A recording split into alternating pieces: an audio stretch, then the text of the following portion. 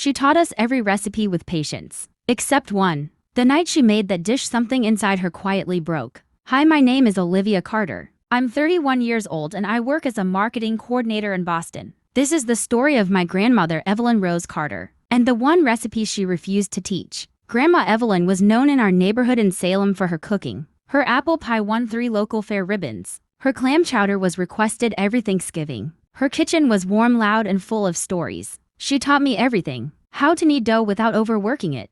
How to taste sauce before adding salt. How to cook with feeling, not just measurements. But there was one dish she never wrote down, never demonstrated, never even named. Whenever I asked about it, her smile would thin. Not that one, she'd say softly. I thought it was playful secrecy. I didn't realize it was grief. The dish appeared only once a year. On December 14th, she would spend the entire afternoon preparing it. Slow roasted meat, handmade sauce, her special herb blend she grew herself. The aroma would fill the house in a way that felt different from other meals. Heavier, almost sacred. But she never invited anyone over for it. She would cook it, set the table for 2, and then put most of it away untouched. I noticed it when I was 16. Who's the second plate for? I asked once. She looked at the empty chair. No one, she said. But her eyes said otherwise. Years passed. Family gatherings became louder, busier. My father and uncles argued more. My cousins stopped visiting as often. Grandma still cooked for everyone. But something subtle had shifted.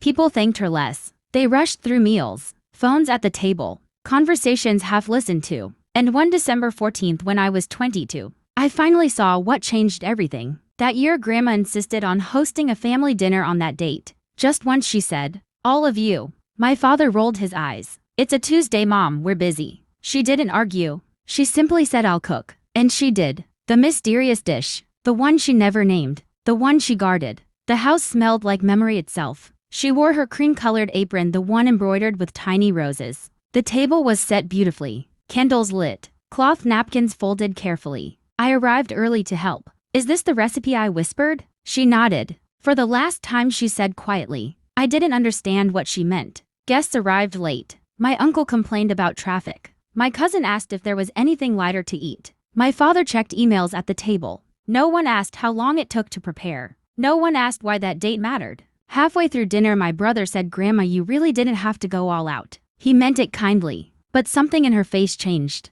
It was small, almost invisible. But I saw it. The realization that the dish carried history. And no one cared to know. After dinner, as plates sat half finished, my aunt asked casually, so what's so special about this recipe anyway? Grandma smiled politely. Nothing, she replied. And that was the moment. The moment she realized the meal meant more to her than to anyone else. The dish wasn't just food. It was the meal she had cooked the night my grandfather first told her he loved her. December 14th, 1963. The night he chose her. The night she felt seen, valued, cherished. For decades she recreated that dish every year to honor that memory. Not for nostalgia, but as gratitude. But sitting at that table in 2016, surrounded by distracted conversations and half-empty plates, she understood something painful. Memories only matter when shared. And hers were now hers alone. After everyone left, I stayed behind. She stood at the sink washing dishes slowly. Grandma, I said gently, tell me about it. She kept her eyes on the water. It was just dinner, she replied.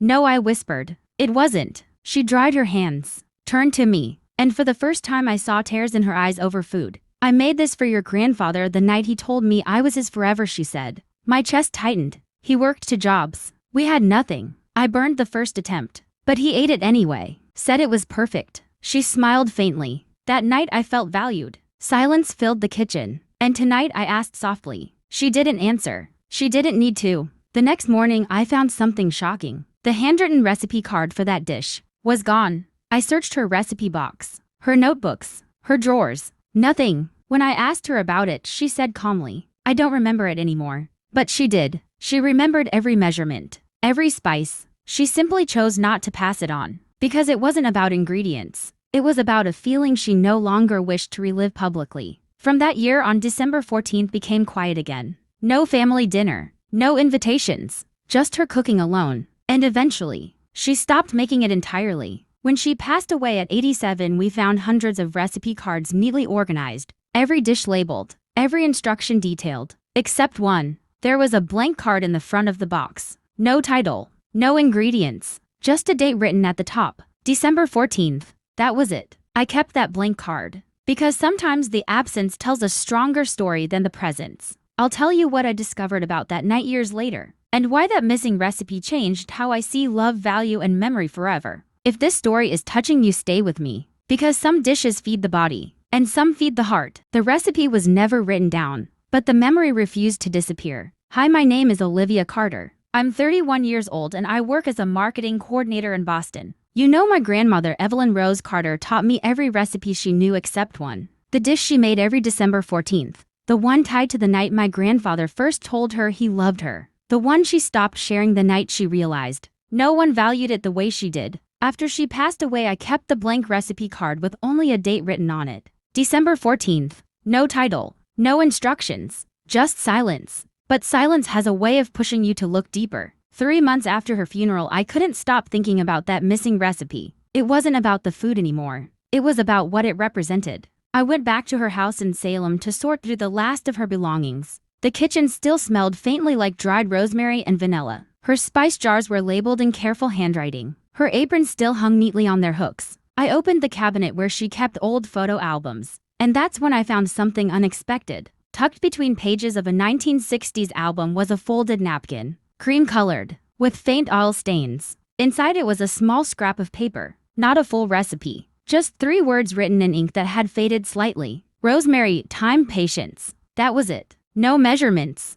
no instructions, just those 3. I smiled through tears, because that sounded exactly like her. I sat on the kitchen floor flipping through the album. There it was, a photo dated December 14, 1963. Grandma, young and radiant, standing beside my grandfather in a tiny apartment kitchen. She was holding a roasting pan. He was looking at her, not the camera, like she was the only thing in the room. I stared at that photo for a long time, because I had never seen anyone look at her that way again. After Grandpa passed, something changed in her. She didn't become bitter. She didn't complain. She just softened inward. And maybe that annual dish was her way of preserving the last time she felt completely chosen. The more I thought about it, the more I realized something painful. It wasn't that we didn't love her. It's that we stopped being curious about her. We asked for her food, but not her stories. We praised the flavor, but not the history. And that difference matters. Because when someone stops asking about the meaning behind what you give, you slowly stop giving the meaning. That December, I made a decision. For the first time since she passed, I would attempt the dish. Without a recipe, without instructions, just memory and instinct. I took the blank card out of my purse and placed it on the counter. December 14th. I closed my eyes and tried to remember the aroma from childhood. The herbs she chopped finely, the slow, deliberate way she basted the roast, the way she hummed while stirring the sauce. I remembered rosemary, thyme, garlic, butter. I remembered patience. Most of all, I remembered care. So I cooked slowly. No rush, no phone, no distractions. And as the dish began to come together, something unexpected happened. I didn't feel sadness. I felt understanding. Halfway through cooking, I realized something. The recipe wasn't guarded because it was secret. It was guarded because it was sacred. It was the last thing she shared with my grandfather that felt untouched by time. When the family didn't recognize its weight, she didn't get angry. She withdrew it. Quietly. Not out of spite, but out of protection. Some memories aren't meant for careless hands. When the dish was finally done, I set the table for 2. Just like she used to. I placed a second plate across from me. Not for a ghost, but for acknowledgement. For gratitude. I took a bite. And for a moment I understood why she never wrote it down. It wasn't extraordinary because of the ingredients. It was extraordinary because of the memory attached to it. It tasted like devotion, like effort, like being seen. And I realized something that changed everything. The night she stopped teaching the recipe wasn't the night she felt unloved. It was the night she felt unnoticed. There's a difference. The next day I called my father. "Do you remember December 14th dinners?" I asked. He paused. Vaguely he admitted. "Why?" I told him what the date meant. There was silence on the other end of the line. "I didn't know," he said quietly. "I know," I replied. And that was the tragedy. Not cruelty. Not rejection. Just unawareness. And sometimes unawareness hurts more. A week later, my father drove to Salem. He stood in Grandma's kitchen looking at the empty chair. "I wish I had asked," he murmured. I handed him a plate of the recreated dish. He took a bite slowly. Tears filled his eyes. "She made this for Dad," he whispered. "Yes," he nodded. I should have listened more. That's when I understood something powerful. The recipe wasn't lost. It was waiting for someone to value it. I didn't write the full instructions down. Instead, I kept the blank card exactly as she left it. But underneath the date I added one sentence. Ask about the story before you ask for the recipe. Because that's what this was really about. Emotional memory. The kind that doesn't survive on taste alone. It survives on attention. I'll tell you what happened when our entire family gathered the following December 14th, and how one missing recipe brought back something we didn't realize we'd lost. If this story touched you, stay with me. Because sometimes the meals we refuse to teach are the ones that teach us the most. The chair was still empty, but this time no one looked at their phone. Hi, my name is Olivia Carter. I'm 31 years old and I work as a marketing coordinator in Boston. If you've followed this story, you know my grandmother, Evelyn Rose Carter, refused to teach one recipe, the dish she made every December 14th. The meal tied to the night my grandfather first told her he loved her. The night she felt fully valued. And the night years later when she realized that memory no longer mattered to anyone else. But this part of the story is about what happened when we finally understood. After recreating the dish on my own the year she passed, I made a decision. The following December 14th, I invited the entire family to her house in Salem. Not for Christmas, not for obligation, just for dinner. When my father asked what the occasion was, I replied simply, "It's Grandma's night." That was enough. People arrived cautiously. My aunt brought wine. My cousins came dressed casually, unsure how formal this was meant to be. There was no banner, no holiday theme, just candles on the table, cloth napkins, and the aroma of rosemary and thyme filling the house. The same scent that once went unnoticed. This time it stopped conversations mid-sentence. "What is that?" my cousin whispered. I smiled. "You'll see." Before serving the meal, I did something Grandma never did. I told the story. About December 14th, 1963. About the tiny apartment kitchen. About the burned first attempt. About Grandpa calling it perfect anyway. About how that was the first night she felt truly chosen. The room grew quiet. No interruptions. No distracted glances. Just listening. I held up the blank recipe card. "This," I said softly, "is what she left behind." My father stared at it like it weighed 100 pounds. We sat down to eat. This time no one complained about heaviness. No one asked for lighter options. They ate slowly, thoughtfully. My aunt wiped her eyes halfway through. "I never asked her about this," she whispered. None of us had, because we assumed there would always be another dinner, another chance, another story. We forget that emotional memory requires participation. It doesn't survive on assumption. Halfway through the meal, my father stood up unexpectedly. He looked around the table. "I owe all of you something," he said quietly. His voice wasn't defensive. It was vulnerable. "I didn't realize how much this meant to her. I didn't pay attention. And I'm sorry." The apology wasn't dramatic, but it was honest. And honesty shifts rooms. He turned to the empty chair at the end of the table. I should have asked more questions. Silence followed.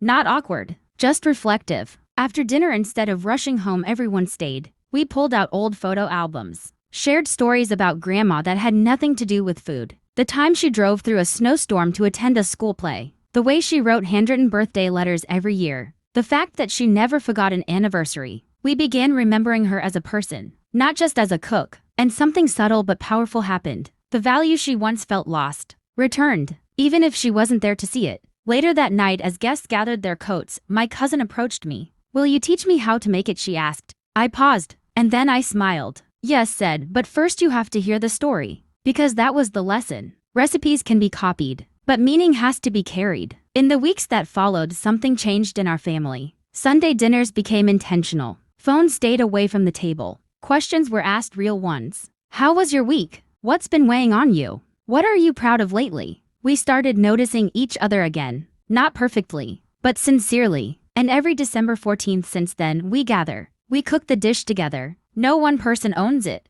No one guards it. Because it was never about secrecy. It was about significance. A year later, I visited Grandma's grave alone. I brought rosemary, thyme, and the blank recipe card. I didn't leave it there. I kept it. But I whispered something into the quiet air. "We see you now." And somehow, that felt like closure. I understand her decision now. She didn't refuse to teach the recipe out of bitterness. She refused because the emotional memory attached to it deserved reverence. When reverence faded, she protected it. Quietly, dignified, strong. And maybe that's the real inheritance she left us. Not instructions, not ingredients, but awareness. To ask about the story, to value the effort, to recognize the meaning behind what someone offers. Because when someone stops teaching a recipe, they're not withholding food, they're guarding a feeling. If this story touched you, if it reminded you to ask your parents or grandparents about the memories behind their traditions, Please like and subscribe, because some recipes aren't written in cookbooks.